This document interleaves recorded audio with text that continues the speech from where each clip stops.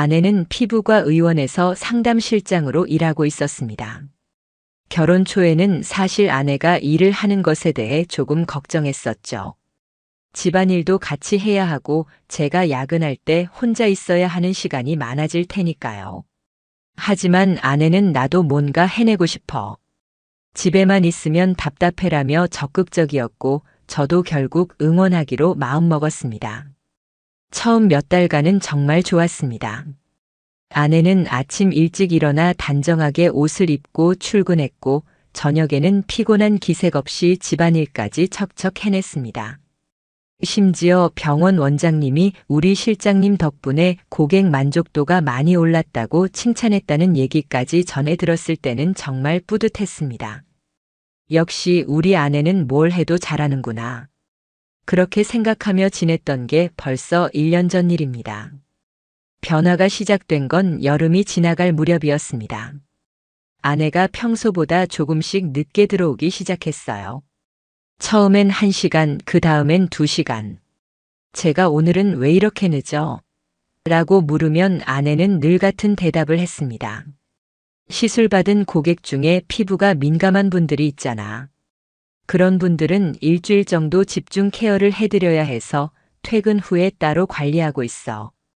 특히 VIP 고객들은 예약 시간을 맞추기 어려워서 저녁 시간대에 따로 시간을 내준다는 설명이었죠. 피부과 업계가 경쟁이 치열하다는 건 뉴스에서도 본 적이 있었기에 저는 그 말을 믿었습니다. 그렇구나. 힘들겠다. 오늘도 고생했어. 저는 그렇게 말하며 아내를 격려했고 오히려 책임감 있게 일하는 모습이 대견하게 느껴졌습니다. 하지만 뭔가 이상하다는 생각이 든 건 그로부터 한 달쯤 지난 어느 날이었습니다. 저녁 7시쯤 아내에게 전화를 걸었는데 받지 않더군요. 한 번쯤은 바빠서 그럴 수 있다고 생각했지만 30분이 지나도 회신이 없었습니다. 그러다 8시가 넘어서야 카톡이 왔어요. 미안. 고객분이랑 상담하느라 못 봤어. 조금만 더 있다가 갈게. 문제는 그 다음부터였습니다. 아내가 퇴근 시간을 말할 때마다 대략이라는 단어를 쓰기 시작했어요. 오늘은 대략 9시쯤 들어갈 것 같아. VIP 고객이 갑자기 연락 와서 대략 10시. 정확한 시간은 한 번도 말하지 않았습니다. 그리고 전화를 걸면 항상 통화 중이거나 아예 받지 않고 나중에 메시지만 보냈죠. 지금 고객분 옆에 있어서 전화 못 받아라는 식으로요. 저는 그냥 넘기려고 했습니다. 괜히 의심했다가 싸우기 싫었고 일에 집중하는 아내를 방해하고 싶지도 않았으니까요. 그런데 이상한 점이 하나씩 더 눈에 띄기 시작했습니다. 주말에도 병원에 나가는 날이 많아졌다는 겁니다. 평일엔 워낙 바쁘니까 주말에 따로 시간 내서 관리해주는 고객들도 있어. 잠깐만 나갔다 올게. 토요일 오후에도 일요일 오전에도 아내는 단정하게 옷을 입고 집을 나섰습니다. 처음에는 2~3시간이면 돌아왔는데 점점 시간이 길어지더니 나중에는 저녁 무렵에야 들어오는 날도 있었어요. 한 번은 제가 그렇게까지 해야 돼?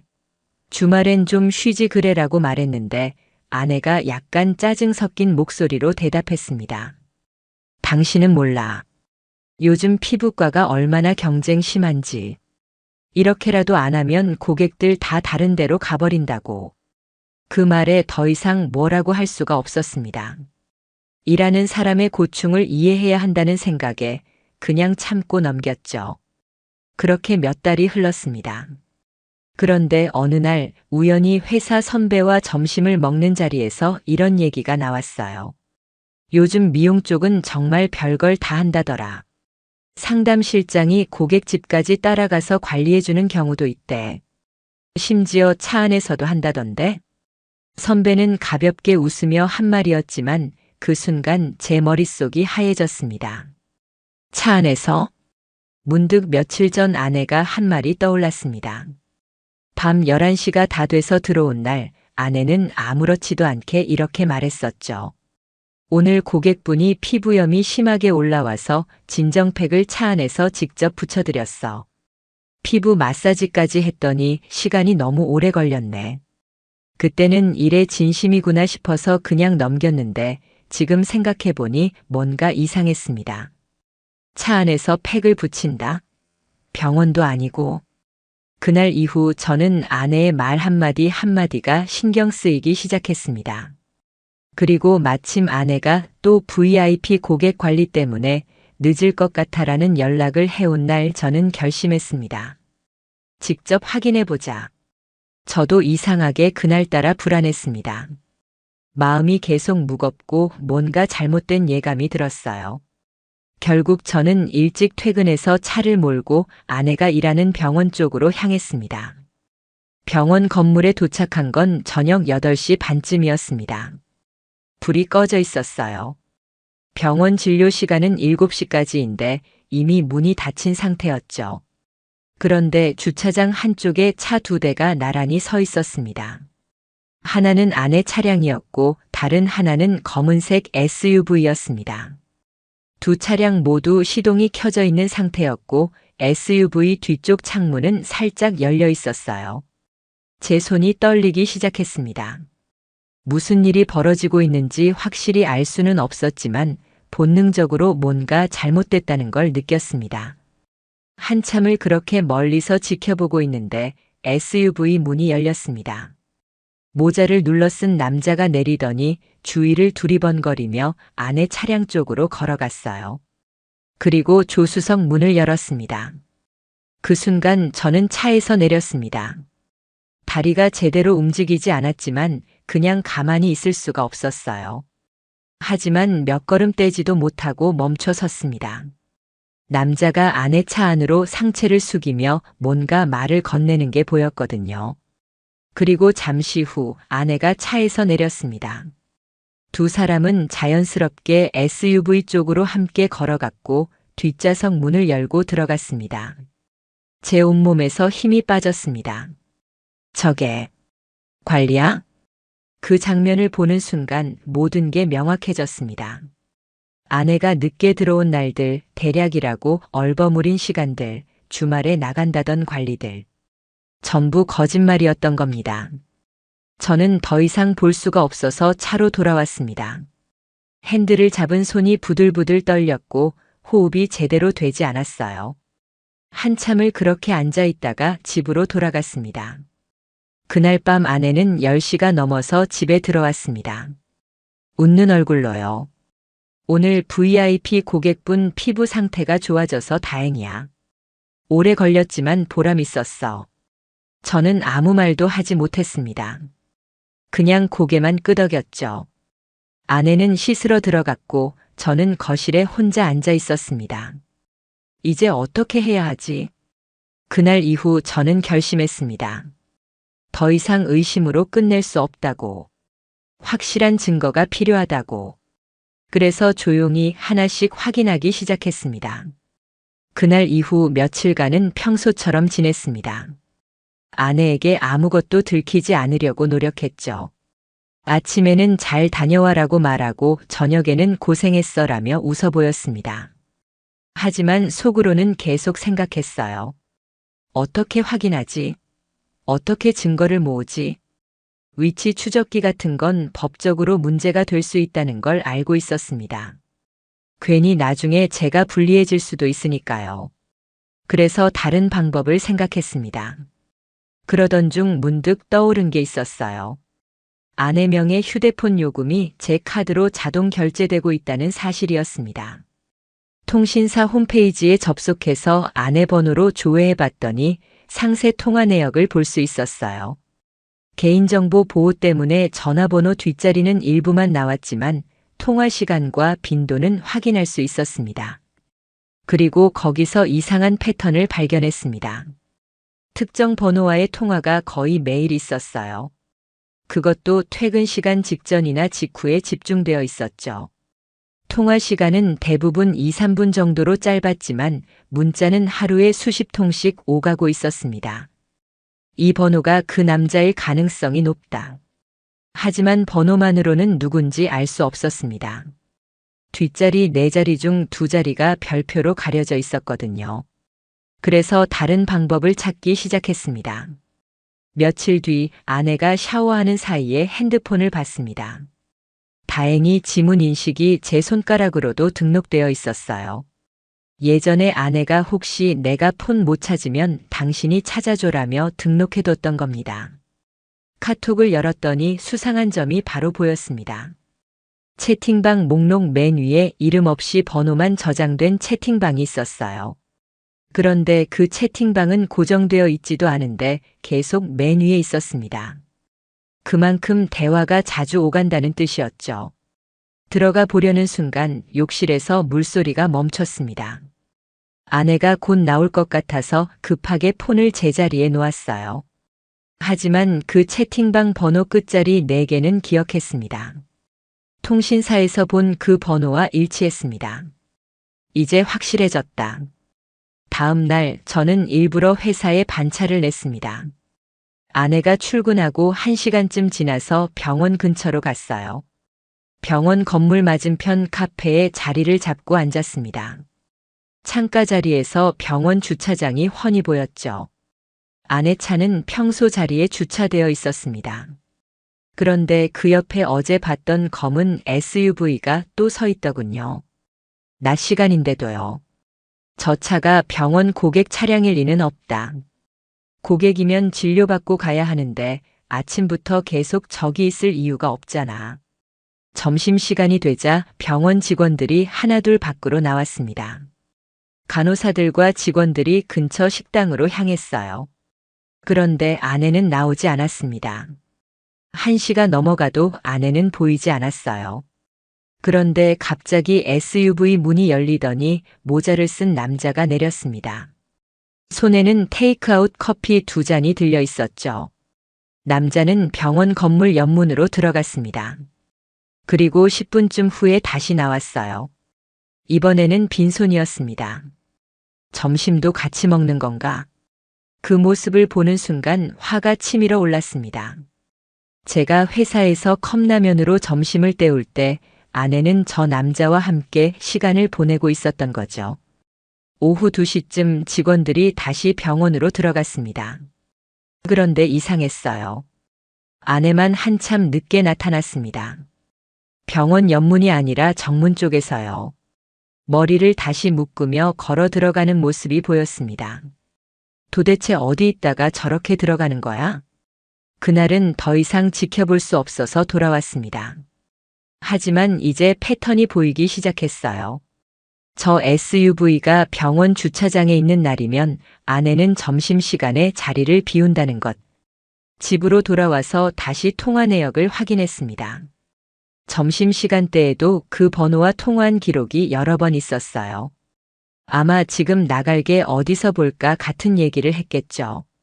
그날 저녁 아내는 평소보다 일찍 들어왔습니다. 저는 일부러 먼저 들어와서 거실에 앉아 있었어요. 벌써 왔어? 아내가 놀란 표정으로 물었습니다. 응. 오늘은 일이 일찍 끝나서. 당신도 일찍 들어왔네? 응. 오늘은 예약 고객이 별로 없어서 일찍 마무리했어. 아내는 자연스럽게 대답했지만 제 눈에는 뭔가 어색해 보였습니다. 평소 같으면 바로 씻으러 갔을 텐데 그날은 거실에서 한참 핸드폰만 들여다보고 있었어요. 배고프지 않아? 뭐 시켜 먹을까? 제가 물었더니 아내가 고개를 저었습니다. 아니, 나 점심을 좀 늦게 먹어서 아직 안 고파. 당신 먼저 먹어. 점심을 늦게? 2시가 넘어서 병원에 들어간 거 내가 다 봤는데? 저는 아무렇지 않은 척 고개를 끄덕였습니다. 그래? 그럼 나 혼자 먹을게. 그날 밤 아내가 잠든 후에 다시 핸드폰을 확인했습니다. 이번에는 조금 더 깊이 들어가 봤어요. 채팅방을 열었더니 최근 대화 내용이 보였습니다. 오늘 고마웠어. 덕분에 힘났어. 나도. 다음엔 좀 더 시간 여유 있게 보자. 응. 다음 주엔 금요일 어때? 좋아. 그때는 좀 늦게까지 가능할 것 같아. 문자를 읽으면서 손이 떨렸습니다.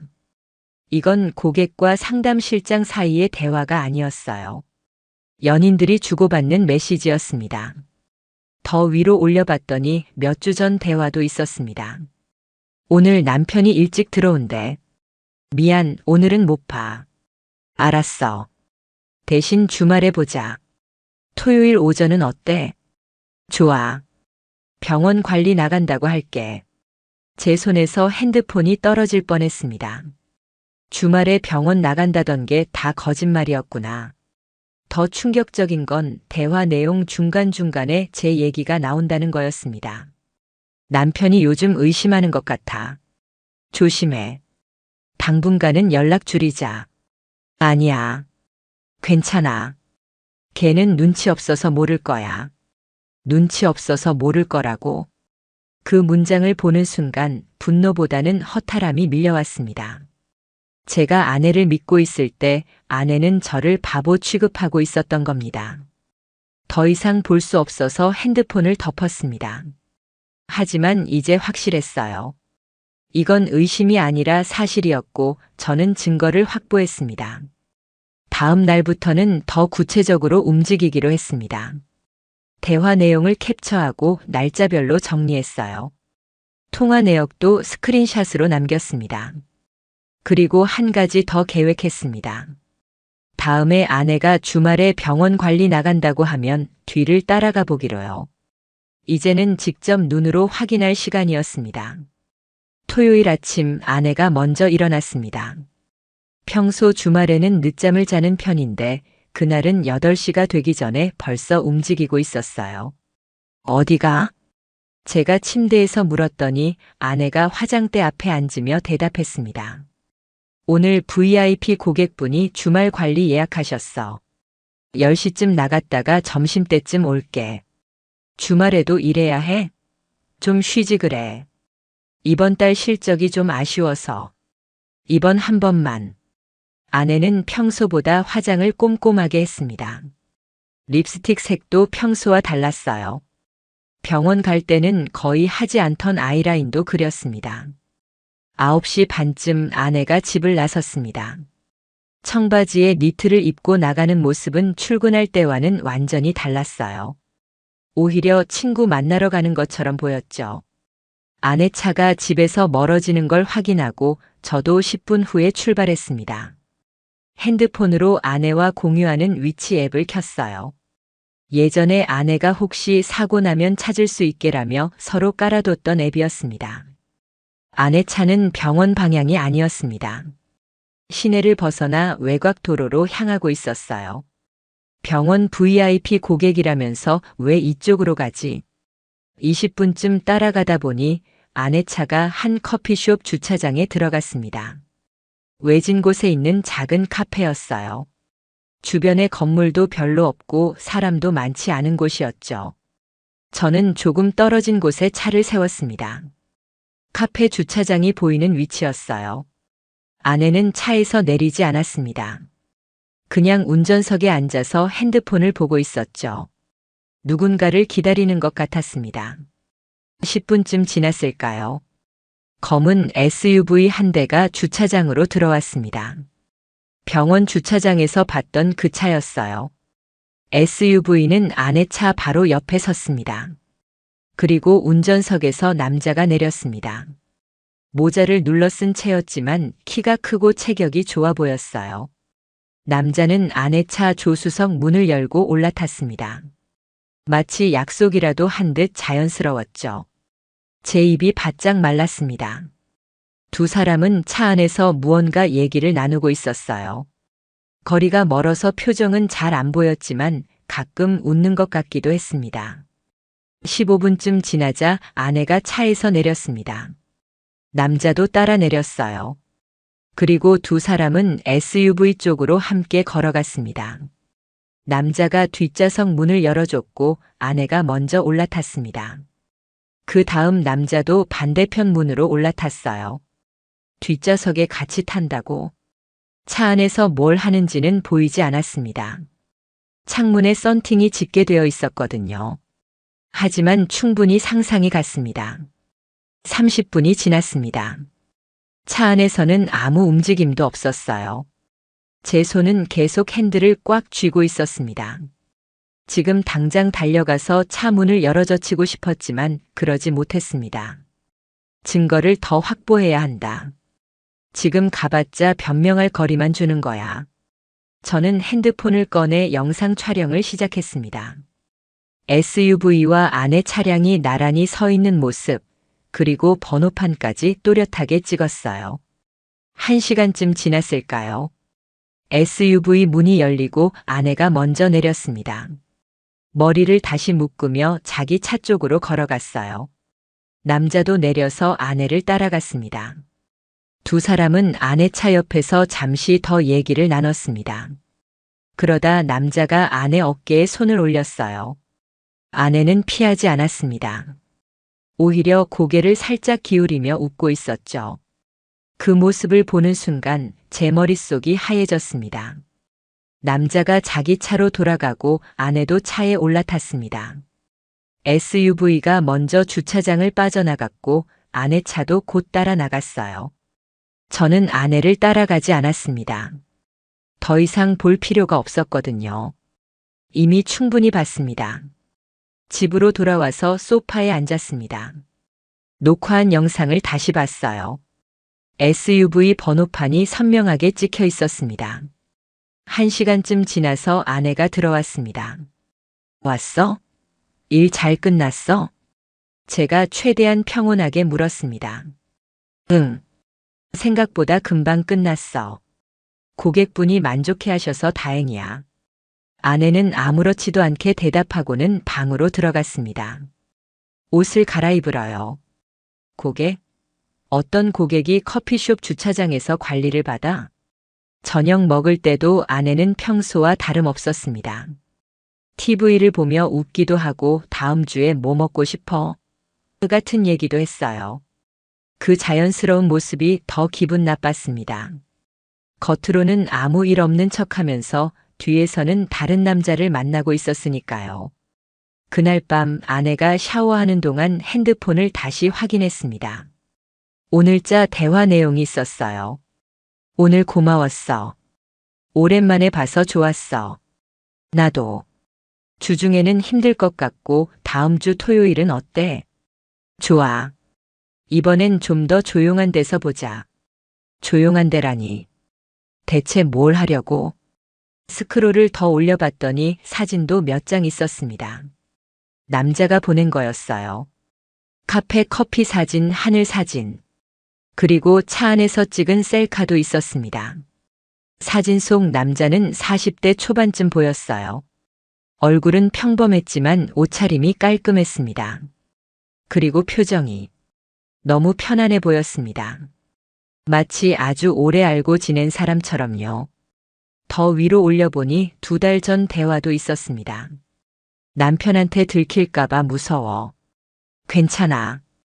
조심하면 돼. 그리고 나 없으면 힘들잖아.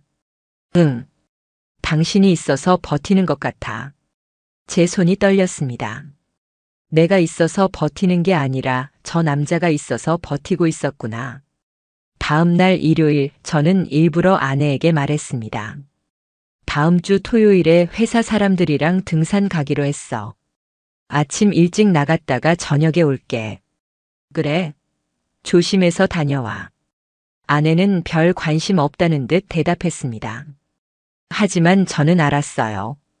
아내 머릿속에서는 벌써 계산이 돌아가고 있을 거라는 걸요. 토요일에 남편이 없으니까 그 남자랑 더 오래 시간을 보낼 수 있겠네. 아마 그런 생각을 하고 있을 겁니다. 저는 이제 다음을 준비하기 시작했습니다. SUV 번호판을 지인을 통해 조회해달라고 부탁했어요. 그리고 변호사 사무실에도 상담 예약을 잡았습니다.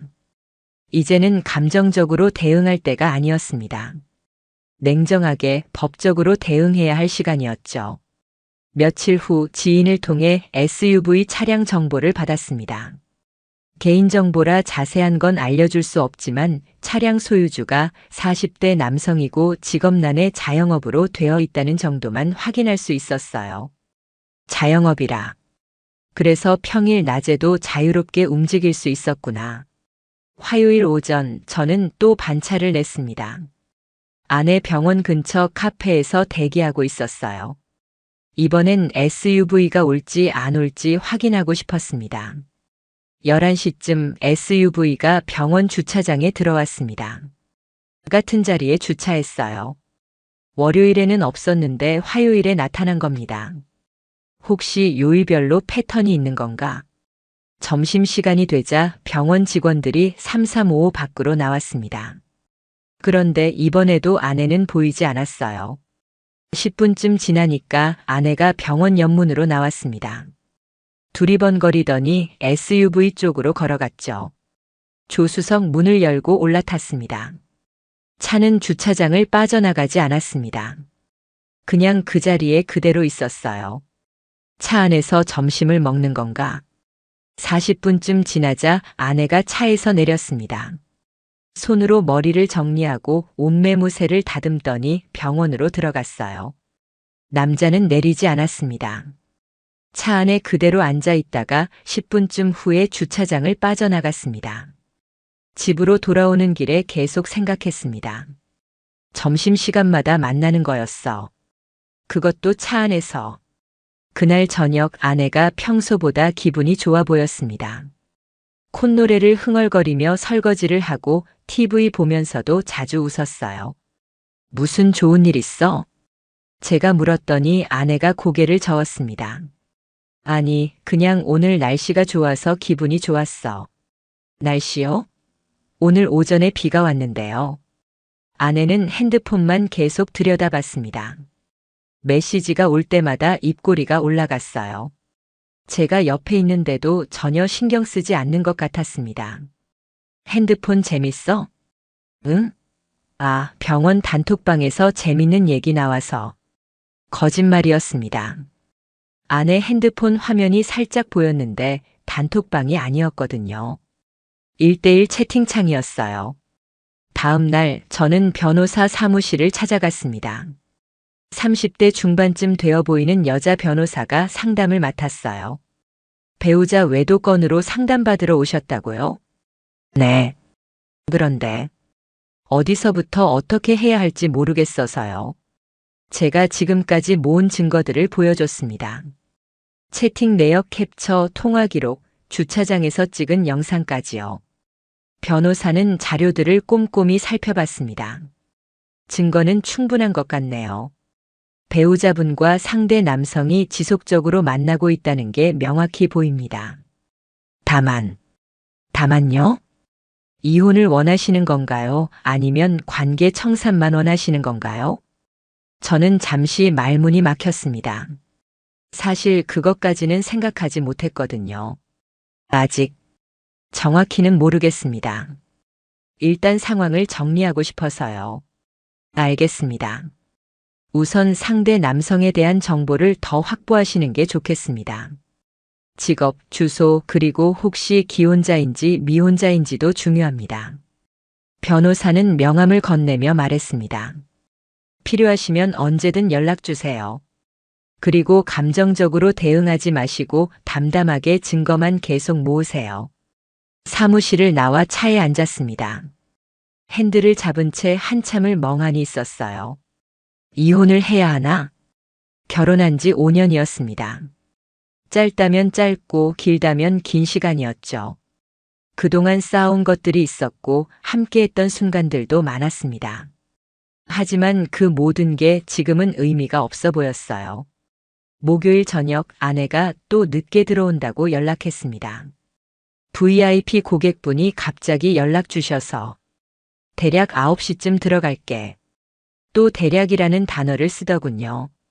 저는 알았어라고만 답장하고 저녁을 혼자 먹었습니다. 그리고 거실에서 아내를 기다렸어요. 9시가 넘어 9시 반, 10시가 되어도 아내는 오지 않았습니다. 10시 반쯤 되어서야 문이 열렸어요. 미안. 생각보다 오래 걸렸어. 아내는 피곤한 기색 없이 말했습니다. 오히려 상기된 얼굴이었어요. 저녁은? 응, 먹었어. 고객분이랑 같이 간단하게. 고객이랑 저녁을 같이 먹다니. 저는 아무 말도 하지 않았습니다. 그냥 TV만 봤어요. 금요일 오전 아내 병원 간호사 한 명에게서 연락이 왔습니다. 예전에 제가 병원에 들렀을 때 몇 번 얘기를 나눴던 분이었어요. 혹시 실장님 무슨 일 있으세요? 아니요, 왜요? 아니, 실장님이 요즘 점심시간마다 자리를 비우셔서 혹시 무슨 일 있으신가 해서요. 제 입이 바짝 말랐습니다. 아, 그건 제가 잘 모르겠네요. 죄송해요. 괜한 말씀 드린 것 같네요. 전화를 끊고 나서 한참을 생각했습니다. 다른 직원들도 눈치채고 있구나. 아내가 점심시간마다 어디 가는지 병원 사람들도 알고 있을 거라는 생각이 들었습니다.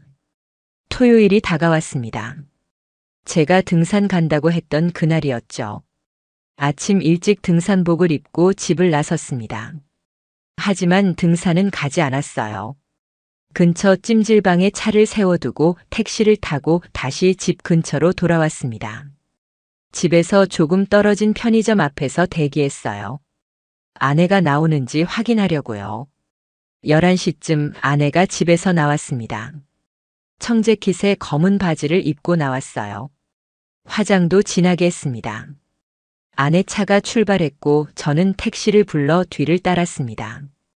저 차 놓치지 말고 따라가 주세요. 네. 아, 네.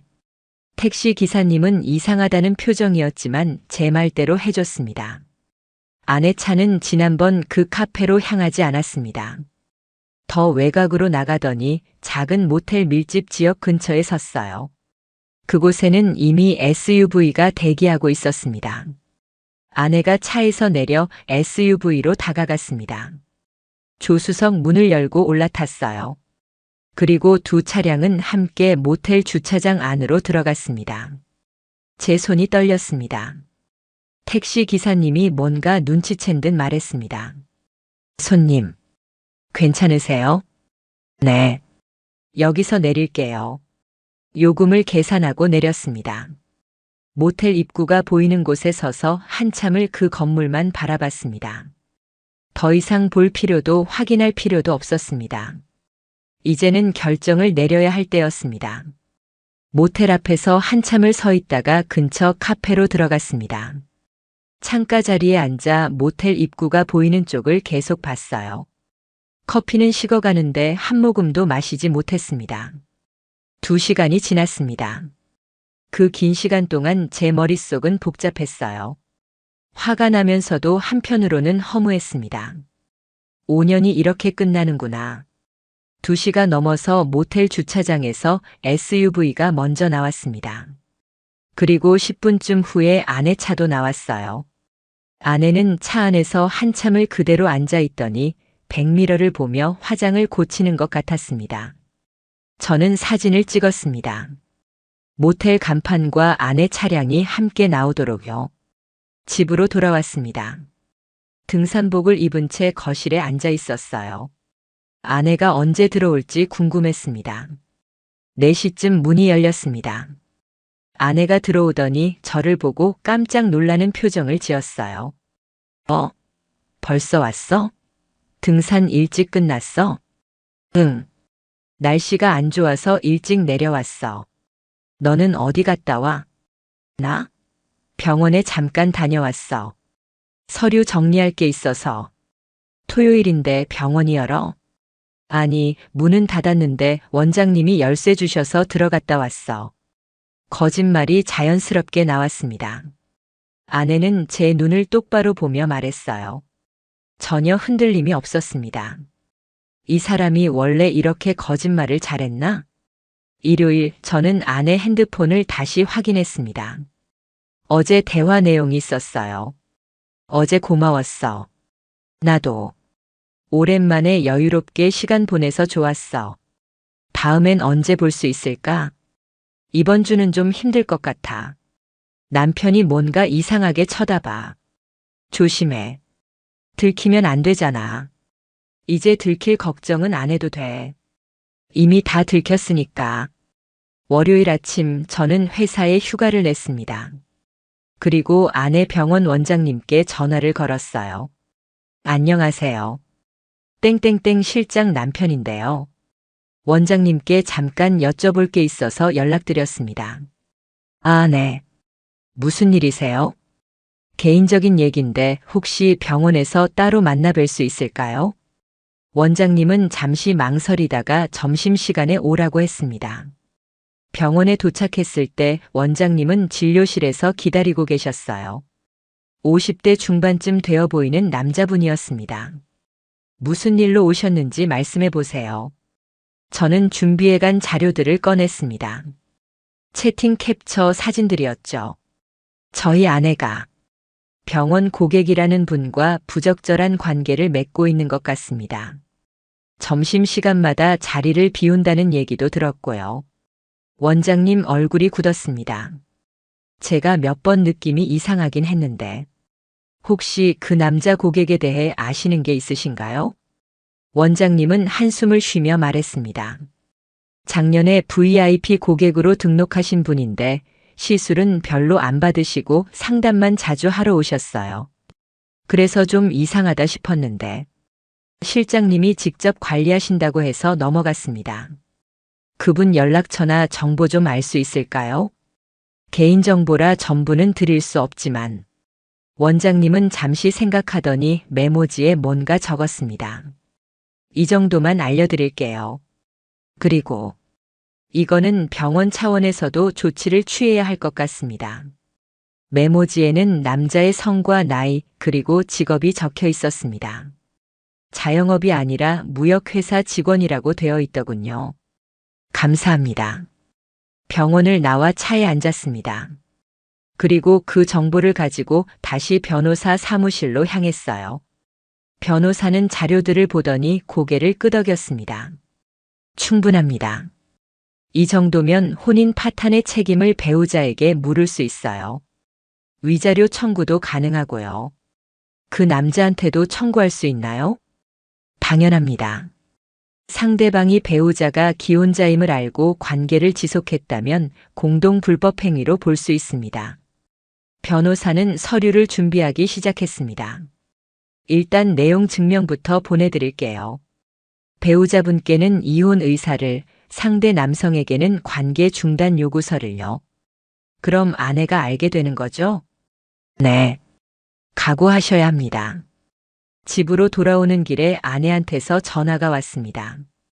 여보, 오늘 원장님이 나한테 좀 이상하게 쳐다보던데. 혹시 병원에 갔다 온 거야? 응. 갔다 왔어. 왜? 무슨 일로? 곧 알게 될 거야. 전화를 끊었습니다. 아내한테서 연달아 전화가 왔지만 받지 않았어요. 저녁 때 아내가 급하게 들어왔습니다. 표정이 창백했어요. 도대체 무슨 짓을 한 거야? 무슨 짓이라니? 당연한 걸 한 거지. 원장님이 나한테 당분간 나오지 말래. 대체 뭘 말한 거야? 사실대로 말했어. 내가 고객이라는 사람이랑 점심시간마다 만나고 주말에도 만나고 심지어 모텔까지 같이 간다고. 아내 얼굴이 새하얗게 질렸습니다. 그건 변명하지 마. 다 증거 있어. 채팅 내역, 사진, 영상 전부. 아내는 소파에 주저앉았습니다. 한참을 아무 말도 하지 못하더니 갑자기 울기 시작했어요. 미안해. 정말 미안해. 미안하다고 끝나는 게 아니야. 변호사 통해서 이혼 절차 진행할 거야. 이혼? 그건 너무 심한 거 아니야? 제가 웃음이 나왔습니다. 내가 심해? 다른 남자 만나고 거짓말하고 모텔까지 간 사람이 나보고 심하다고. 아내는 더 이상 말을 잇지 못했습니다. 그 사람이랑 언제부터였어? 작년 여름부터. 거의 1년이었습니다. 제가 아무것도 모르고 지낸 그 시간 동안 아내는 다른 남자와 함께 있었던 겁니다. 그 사람 결혼했어? 응. 더 기가 막혔습니다. 유부남인 걸 알면서도 만났다고. 아내는 고개를 숙였습니다. 그 사람이 이혼 준비 중이래. 곧 할 거래. 그걸 믿었어? 아내는 대답하지 못했습니다. 아마 본인도 그게 거짓말인 걸 알고 있었을 겁니다. 짐 싸. 당분간 따로 지내자. 어디로 가?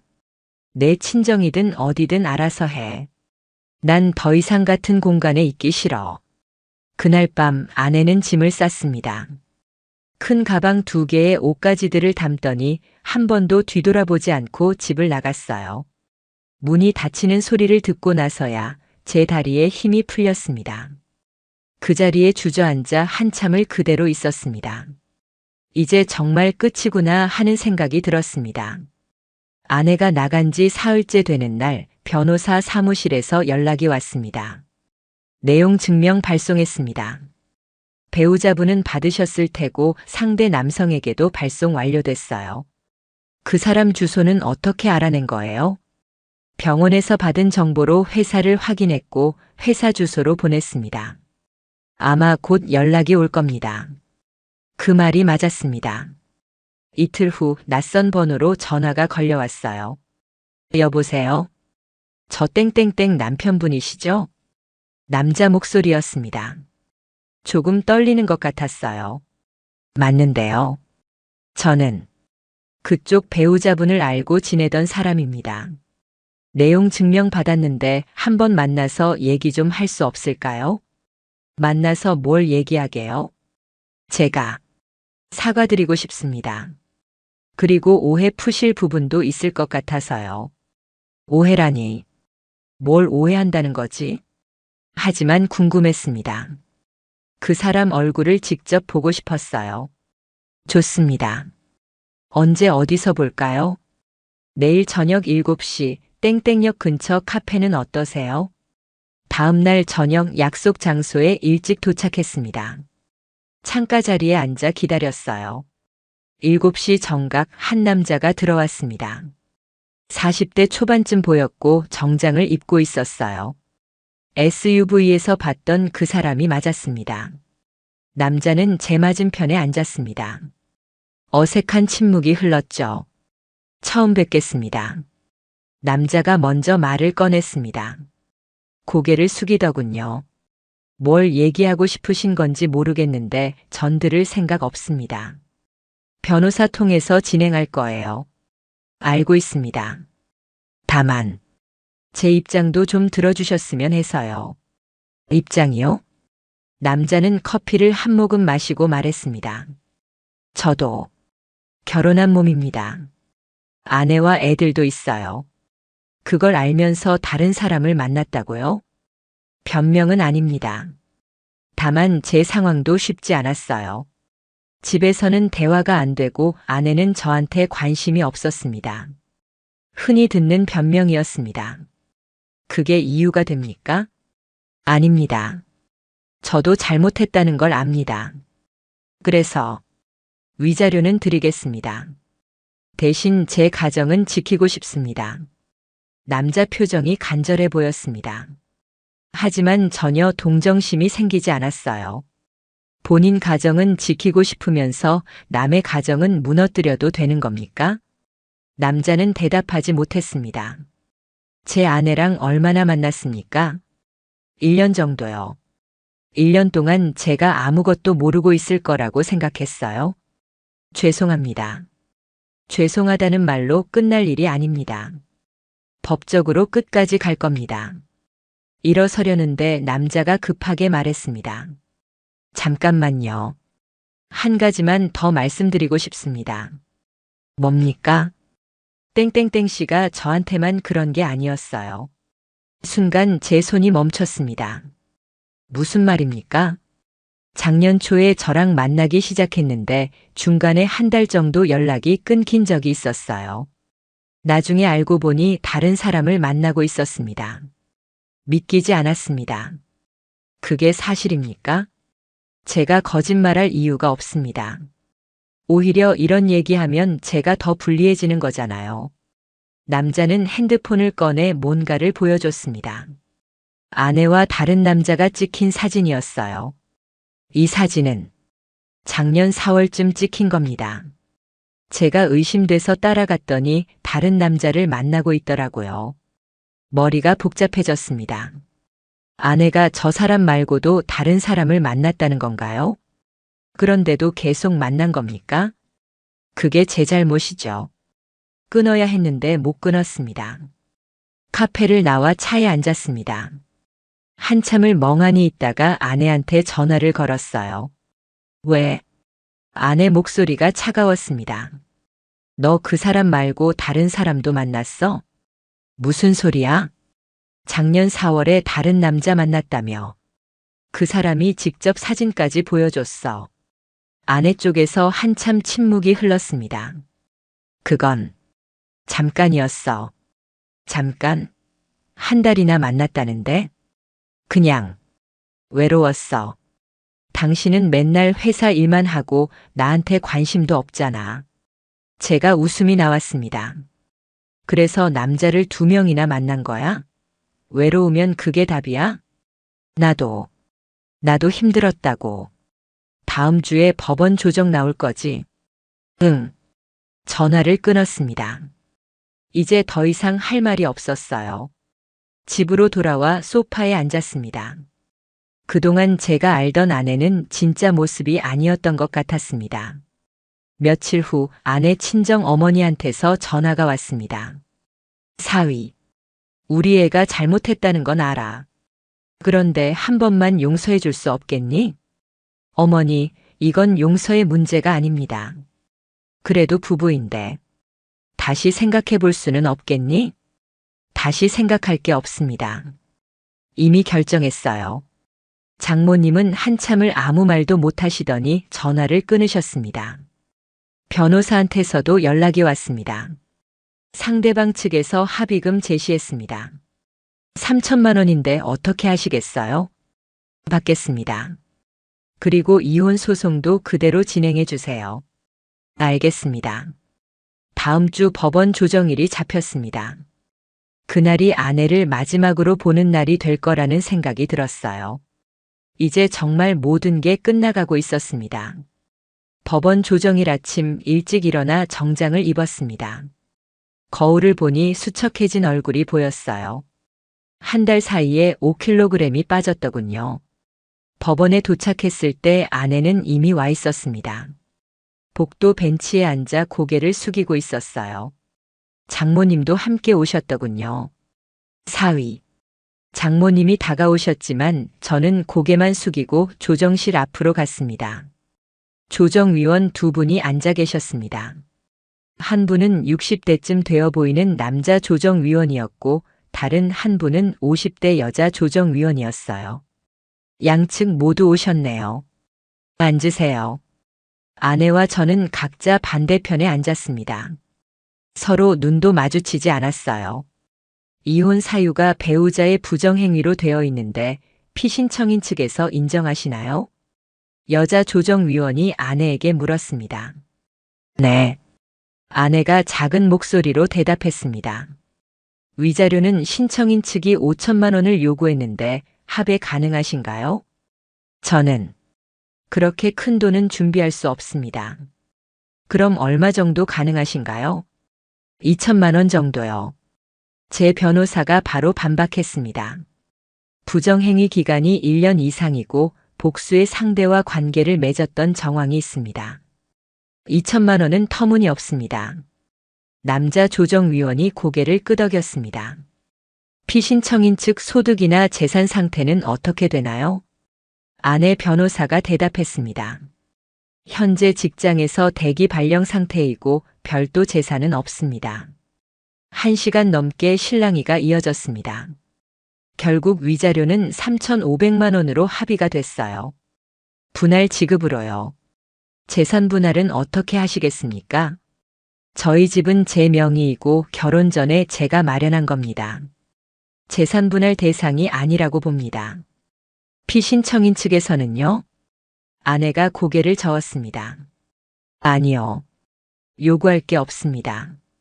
모든 절차가 끝나고 복도로 나왔습니다. 아내가 뒤따라 나왔어요. 잠깐만. 저는 멈춰 섰습니다. 미안해. 정말 미안해. 아내 눈에서 눈물이 흘러내렸습니다. 하지만 제 마음은 전혀 움직이지 않았어요. 이제 남이야. 연락하지 마. 나 정말 후회하고 있어. 돌아갈 수만 있다면. 돌아갈 수 없어. 그리고 돌아가고 싶지도 않아. 그 말을 끝으로 돌아섰습니다. 뒤에서 아내가 우는 소리가 들렸지만 뒤돌아보지 않았습니다. 한 달 후 이혼이 정식으로 확정됐습니다. 법원에서 판결문이 도착했어요. 그 서류를 보는 순간 묘한 감정이 들었습니다. 해방감이면서 동시에 허전함이었달까요? 아내는 첫 번째 위자료를 입금했습니다. 1천만 원이었어요. 나머지는 6개월에 걸쳐 분할 지급하기로 했죠. 그 돈으로 저는 집을 완전히 바꿨습니다. 아내가 썼던 물건들을 전부 버리고 가구도 새로 샀어요. 침대, 소파, 식탁까지요. 처음에는 혼자 사는 게 어색했습니다. 퇴근하고 집에 오면 아무도 없는 거실이 너무 조용했어요. 저녁도 혼자 차려 먹어야 했고 주말에도 할 일이 없었죠. 하지만 시간이 지나니까 적응됐습니다. 오히려 편해졌어요. 눈치 볼 필요도 없고 의심할 필요도 없었으니까요. 회사 동료들은 제가 이혼했다는 걸 알고 있었지만 아무도 물어보지 않았습니다. 다만 술자리에 자주 불러줬어요. 혼자 있는 시간이 많을까봐 배려해 준 거였죠. 어느 날 선배가 물었습니다. 요즘 괜찮아? 네. 괜찮습니다. 진짜로? 네. 진짜로요. 거짓말이 아니었습니다. 정말 괜찮았어요. 처음 며칠은 힘들었지만 지금은 오히려 홀가분했습니다. 6개월이 지났을 때 아내한테서 마지막 위자료가 입금됐습니다. 그리고 짧은 문자 하나가 왔어요. 마지막 입금했어. 정말 미안했어. 저는 답장하지 않았습니다. 그냥 문자를 지웠어요. 그 즈음 아내 소식을 우연히 들었습니다. 병원은 그만뒀고 지금은 다른 업종에서 일하고 있다더군요. 그 남자들과는 연락이 끊겼다는 얘기도 들었어요. 하지만 제게는 더 이상 중요하지 않았습니다. 1년이 지났습니다. 저는 새로운 직장으로 이직했어요. 더 나은 조건을 제시받았거든요. 새로운 환경에서 새로운 사람들을 만났습니다. 어느 날 회사 후배가 소개팅을 제안했습니다. 선배, 좋은 분 있는데 한번 만나보지 그래요? 아직은. 언제까지 혼자 살 건데요? 한 번만 만나봐요. 결국 만나기로 했습니다. 큰 기대는 없었어요. 그냥 후배 얼굴 봐서요. 그런데 그 사람은 생각보다 괜찮았습니다. 차분하고 진솔했어요. 무엇보다 제 얘기를 잘 들어줬습니다. 두 번째 만남에서 제가 이혼 경력이 있다고 말했습니다. 알고 있어요. 소개받을 때 들었어요. 그런데도 만나주신 거예요? 과거는 과거잖아요. 중요한 건 지금이고요. 그 말이 위로가 됐습니다. 지금은 그분과 6개월째 만나고 있습니다. 아직 결혼 얘기까지는 나오지 않았지만 천천히 가려고 해요. 급할 것 없으니까요. 가끔 아내 생각이 날 때도 있습니다. 처음 만났을 때 결혼식 날 함께 여행 갔던 날들이요. 하지만 이제는 아프지 않습니다. 그냥 지나간 일일 뿐이에요. 그 일을 겪으며 배운 게 있다면 사람을 무조건 믿어서는 안 된다는 겁니다. 의심하라는 게 아니라 그냥 관찰해야 한다는 거죠. 작은 신호들을 놓치지 말아야 한다는 것. 그리고 무엇보다 제 자신을 먼저 챙겨야 한다는 걸 알았습니다. 남을 위해 희생만 하다 보면 정작 중요한 걸 놓치게 되더군요. 지난 주말에는 예전 회사 동료들과 등산을 갔습니다. 정말로요. 1년 반 전에 거짓말로 했던 그 등산을 이번에는 진짜로 간 겁니다.